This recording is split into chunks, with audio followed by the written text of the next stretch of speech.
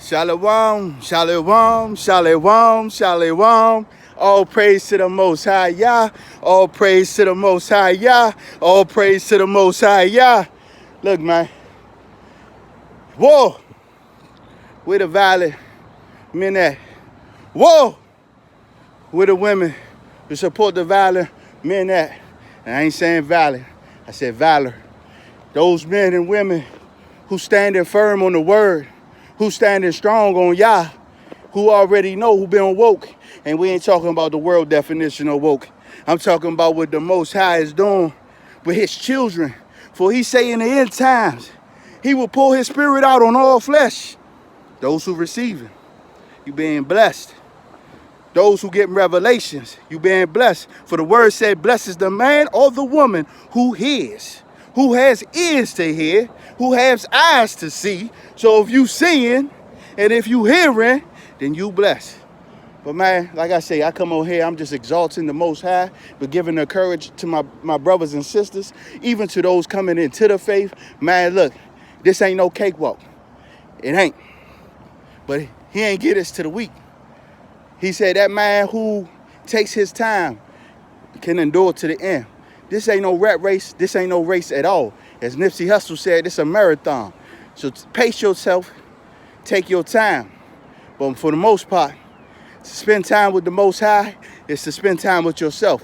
To spend time with yourself is to spend time with the Most High. Most people reject the Most High because they reject their self. This world has taught you not to love yourself. It has taught you not to love those who look like you. So at the end of the day, how can we say we love our brother? How can we say we love the Most High, but we can't love those who next to us? We can't love those who we see on a day-to-day basis. Look at families. But again, everything that's happening, taking place, the Most High said it was going to take place. So ain't nothing out of the ordinary. He said, don't count it strange when you're going through your fiery trial. This is when we supposed to rejoice. Because if it's happening to you, that means you were chosen one. Many are called, but few are chosen. I did a video on this. You know, he's calling a lot of us. He's calling all of us. But again, only a few gonna answer the call. And those who answer the call, those are the chosen ones. If you got the Most High on block, don't expect for no answer. Don't expect that when you actually reach out to him, he's gonna reach back down to you. He told Daniel to shut up the book until the time. And he's been doing a lot of revealing. And if you've been spending time with him, you sense it, you feel it. This ain't no thing to be no casual Christian. This ain't what the world told us what Christianity is. This ain't tradition. As I always say, this is a lifestyle. Yeah, if you choose this lifestyle, then you gotta be about this lifestyle, no matter what. Because the scriptures say no angel, no demon, nobody should keep you from the love of the Most High. This is spiritual warfare. Something the church ain't teach you about spiritual warfare is that it's real. It's not just a cliche. It's not just a good anecdote you say in church when you giving a sermon. It's real. See, the enemy gonna give you the truth, but he gonna give you a lie. He give you half truth and majority lie. You gotta come into agreement. He don't care if you ignorant or not. You gonna still come into agreement. This is why the scriptures say, my people perish for a lack of knowledge. Ignorance. That's all it is. It's to be ignorant. But the truth is being spilled out, and some people still can't perceive it and receive it. This is why I go back and say again, blessed are those who can receive. Blessed are those who can hear. Blessed are those who can see. He's raising up warriors. He's raising up pastors. He's raising up teachers. He's raising up priests. He's raising up prophets. He's raising up his remnant. And if you're a part of it, you are blessed. Man, but like I say again, build yourself, man. The world is full of distractions. Everything is put here to distract you. You got agents, you got demons, you got witches, you got warlocks. You got everything on the side of the kingdom of darkness, including these technology, including the things that is not of importance. We want to be able to bust a donut in the good old Hellcat. We want to be able to ride the good old Corvette. We want a mansion full of all these baddies. We want a mansion full of all these dudes that's muscular. The enemy got your mind wrapped up in a lot of BS, bullshit, straight like that. Then you see our women. They want it so bad to get the bag that they going on to the opposition and don't even know it. I'm talking about the daughters of Zion. Look, even if you out here whoring, even if you out here doing unnecessary things, because again, many are called, few are chosen. But you still a daughter of Zion, for it says 2/3 of the house of Israel not gonna make it. But what part of that portion are you? Are you the 1/3 or are you the 2/3? Because at the end of the day, it takes for real men to raise up women. And it takes for real women to raise up children. It takes for a village to raise up a family structure. This is why it's such an attack on the nuclear family. This is why division is at an all-time high. Women versus men. Why? Because the opposition had this going on before they brought us into their affairs. And we just took it on. This is why the opposition, like I said, man, the opposition comes in every shape and color, you know. But at the end of the day, we doing the work for the opposition. You know, I heard about a woman, two women, an elderly woman that probably could have been my grandmother or my mother, get killed by a devil. I heard of a young teenage woman, because she was chasing the bag, thought she was going to get a lick, and that lick got her. And I'm talking to the house of Israel, and I'm talking to my melanated family. Like I said, I ain't got nothing. I don't see color. When it comes to the Most High, it's all spiritual with me. But I can't help but to see what it is, and I can't help but tell the truth on what it is. Our people, my people, those who look just like me, those who so-called Americans, African Americans, black, every byword that they said in Deuteronomy 28, of course, those who say that they are Jews don't believe in this because they can't even claim the Messiah. They don't even claim Yahushua because at the end of the day, they want to divide the word. They want to say it's only about the Torah. Same with the Hebrew Israelites. They don't want to believe in Yahushua. But clearly the Father said there's only one way, and that's through the Son. So choose to believe what you want to believe. But when you spending time with the Most High, make sure it's the right spirit that you spending time with. Make sure it's the right spirit resonating in you. Don't take half of the law and don't contribute the whole law. Don't take half of the word and don't take the whole word. I don't listen to man unless it lines up with the will and the word of the Father. But before, I would listen to man because I didn't have a relationship with the Father. So when I went to go sit in them church pews, I was just the same. I was asleep and I was a sheep for the slaughter. But when the Most High came to me and he spoke to me and he started revealing things to me, and I went to a man who was supposed to be in the pulpit and he couldn't tell me what these words say, but you supposed to be in the pulpit, meaning you should have a relationship more deeper than mine with the Most High, and I'm asking you questions that you can't give me answers to. Test the spirit by the spirit. I don't knock nobody. We all got a different walk. We all got a different journey when it comes to the Most High. All I can do is give you what the Most High gives me. All I can tell you is the truth that the Most High tells me. Because at the end of the day, that's the only thing I'm focused on. The distractions of the enemy, that's all they is. I'm in love with my Father. But being in love with the Father has made me in love with myself. So I'm cool where I'm at. At one point, I wasn't cool where I was at. I wasn't cool to be in my own flesh. I wasn't willing to give up my life for his life. I was so worried about what man and woman thought about me that I go into church and be one way and come out in the world and be another way just because I wanted to fit in. But as I see, these devils don't care nothing about me because that's what they is. I was a devil too. I was rebellious. I had the spirit of the Antichrist in me. Because when I was comfortable in my sins and doing what I wanted to do, trying to live up to the desires and everything, people tried to come and talk to me about Yahushua, the world called Jesus Christ. in God, who I call Yah, I didn't want to hear it. Why? Because that demon in me didn't want to hear it. Because I wanted to continue to be where I was at. I loved the fornication. I loved thinking I was getting money. I loved thinking I was on top of the world when I wasn't nowhere. I was nothing. Nothing. I'm nothing without the Most High. And I'm going to continue to understand that. Even if I'm working and he's allowing me to work, I'm still nothing without him. Because everything that's happening, everything that he's allowing to happen, it's because of him. All glory and esteem go to Allah. I'm sorry. All esteem and glory go to Yah. Elohim. I was trying to say what Perky be saying. All esteem to Ahalua, if y'all watch her. But yeah, all esteem go to Elohim, man. You know, and I seen what Tate said about Christians. And again, I don't subscribe to Christianity because I don't ascribe to religion. I ascribe to having a relationship with the Most High. You know, most people are going to have their own opinions about relationship and religion and how that all intertwine. But I understand that Christianity is not from the Most High.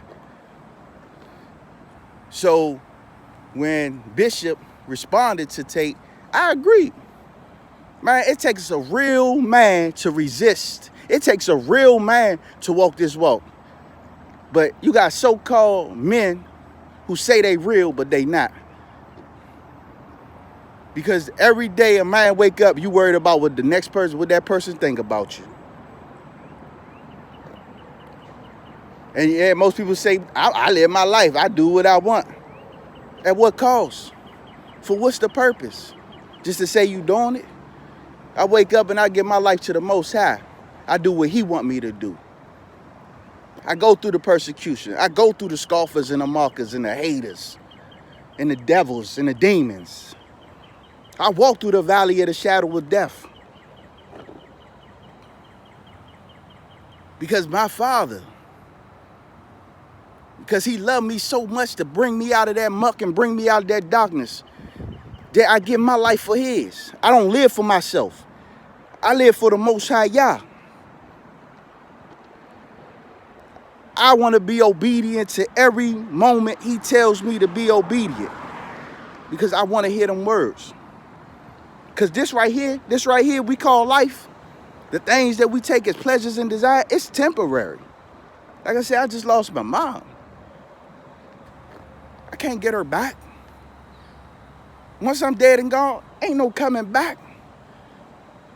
But everybody just focused on this inkling, this moment right here. As though this is the all be all. Why? Because the world say YOLO. Why? Because they say ain't nothing hereafter. But what the words say? Psalm says, a fool says that there ain't no God in their heart. They said it ain't nothing after this. So live your life to the fullest. And most of us subscribe to that doctrine because we want to continue to live the way that we want to live. That's called being selfish. That's called being stingy. Because the Most High Yah gave you life. And yes, he do wants us to live and live it to abundant. But that doesn't always mean materialistic goals. Just like I say again, when he say be fruitful and multiply, that doesn't mean material things. That doesn't mean physical aspects. That's something that he needs us to do in the spirit. When Yahushua came down here, he was fighting against principalities. And the only ones who knew, and I ain't even going to say that because even his disciples at the time of them walking with him didn't even know. Things wasn't revealed to them until after the fact. But he was doing the will of the Father. This is why he told his mother and his father, I'm here, I'm doing the will of the Father. Because at the end of the day, that's our sole purpose, to do the will of Abba. My purpose ain't to sit up here and do what I want to do, because that's what the enemy want me to do, to get distracted, do what I want to do. Now he can take over my vessel.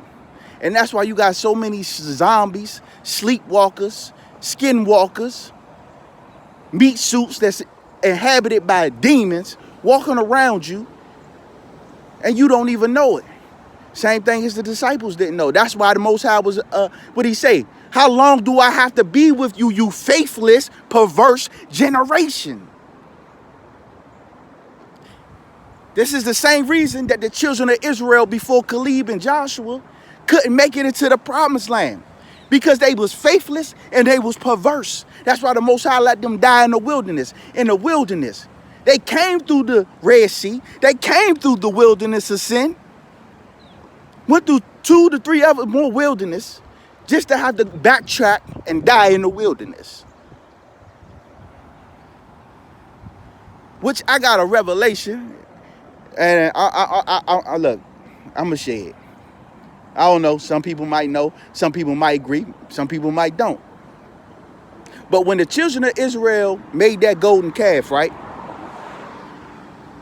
And what did they tell Aaron? Make us a god so we can worship and say this is the God who got us out of Egypt, knowing that the Most High was the one who got them out of Egypt, because they seen every plague that he dropped down on the Egyptians. But they still decided to go whoring after other gods. So when Moses came down, he ended up breaking the first set of tablets. He seen what they was doing, and it angered him. See, that's why it's okay for us who walk with the Most High and we see what we see, to have a righteous anger. Well, what did he say? Be mad, but sin not. Because again, at the end of the day, this battle is the Most High. So looking at Moses was a meek man. He was angry. What did he do? He crunched that. I don't know how he did it, but through scriptures. He crunched that golden calf up into the water and made every one of them drink that. And those who partake, because it clearly say, those who partake, they died. They got killed. But understand, Aaron was the one who created this, right? So Moses went back up on the mountain to go get these tablets again that was written with God's finger. Came back down, taught the children of Israel, gave them the laws, statutes, and commandments. They agreed. Then we're going to follow these laws, statutes, and commandments. Because they had not been spending time with the Most High, they grew antsy. They didn't have patience. See, Moses had already, prior to this, before he went to Egypt, been spending time with the Most High. But it say he had spent 40 days and 40 nights with the Most High the first time he went to go get the tablets. When he went back again, he spent another 40 days and 40 nights. Some of us can't even, the discipline. And that's the thing about being a disciple. A disciple is having discipline. This is why he say a man who has self-control is like a city with walls. I'm going to reverse that, because he said a man without self-control is like a city without walls, right?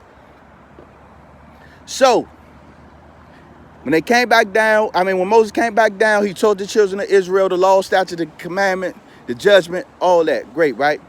So he tells Aaron and his 2 sons, Nadab and Abihu, I think I'm saying his name right. He says that y'all gonna consecrate yourself and y'all gonna stay in front of the door of the tabernacle for 7 days. Now remember, when Moses' sister Miriam caught leprosy, and that's something else I want to talk about, leprosy being the curse of the skin color, but I'm not gonna go there right now. When Miriam did what she did, she had to be put outside of the door of the camp for 7 days until that leprosy cleared up. Before the Most High could take anything from Aaron and his sons, they had to cleanse themselves. This is what the priests had to do before they can make sacrifice offerings. And that's why I say, when we think we can just come to the Most High, knowing we done indulged in sin, knowing we done did all the sinful things in the world, doing all this wrong, but then we ready to ask the Most High for something. What'd he say? A man who's unstable shouldn't expect nothing from the Most High. You got to stand firm on what you believe. That's what he said. Don't be lukewarm. But, so Aaron and his sons was coming to bring the burnt offering sacrifice and the sin offering sacrifice. Now look, when Abraham was supposed to sacrifice Isaac, the Most High seen how loyal Abraham was, and he provided a ram in the bush for him. Now look at this. Nadab and Elihu became the burnt offering and the sin offering for Israel and for the priests. Why? Because of what their father did. He built the golden calf out of fear. When you look at both of their names, the dad name means generous. Allahu name, I think I'm saying his name right. I might be butchering his name. But his name means father is, or my father is. So you put that together, my father is generous. I think I'm saying that right. Or generous is my father. Okay, yeah, generous is my father when you put their name together. Basically saying the Most High is generous, but he's merciful. So he consumed them as though they were the sin offering because they was bringing strange fire. Meaning it might have been some things in them that was incorruptible. You know, I know most people say because they try to offer up a fire, but I guess you got to read different versions. It's going to give you different contents of it. But the Most High consumed them because they were the burnt offering and they were the sin sacrifice. I mean, they was the burnt offering and the sin offering. Now, I know this going to probably go over some people's heads and they're not going to understand this, but this is why I say spend time with the Father. Because when you spend time with the Father, he reveals these things to you. Other than that, you got to tell me what was the purpose of him consuming them. Especially if they had already been sitting outside of the tabernacle door consecrating themselves. Meaning they were becoming a ram and they were becoming an offering without spot or blemish. So I'm going to leave it at that, you know. But this is why you got to spend time with the Most High. This is why you get in his word. Don't take everything for what man say. Even what I'm saying. Pray to the Most High. I'm hoping this triggers somebody, if you stay long enough to listen to the end, if this triggers you to want to go and do research and not take what the world giving you and not taking what man's saying to you and following the traditions of men where they clearly say that in the word. I take the old and the new. I take that whole book as the word of the Most High.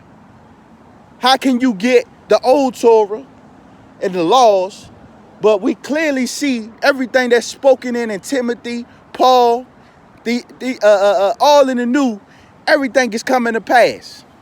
So how do you separate the two? Why? Because most people got an itching ear and they're making doctrines of devils out of the word of the Most High. And with that being said, all praises and all esteem to my Alua,